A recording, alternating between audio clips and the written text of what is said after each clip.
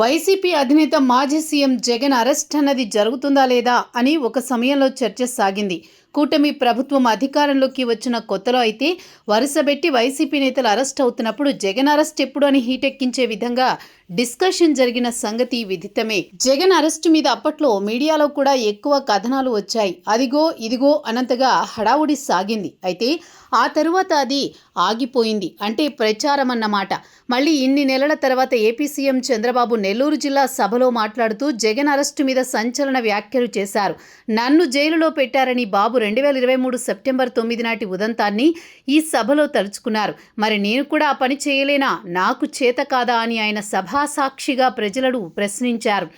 నన్ను జైలులో పెట్టిన వారిని తిరిగి జైలుకు పంపించడం నాకు ఒక నిమిషం పని అని చంద్రబాబు అన్నారు.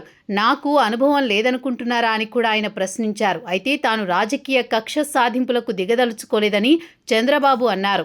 రాష్ట్రంలో ఇప్పటికే నష్టపోయిందని, దానిని అభివృద్ధి చేయాల్సి ఉందని ఆయన అన్నారు. అందుకే తాను ఈ విషయాలు పట్టించుకోవడం లేదన్నారు.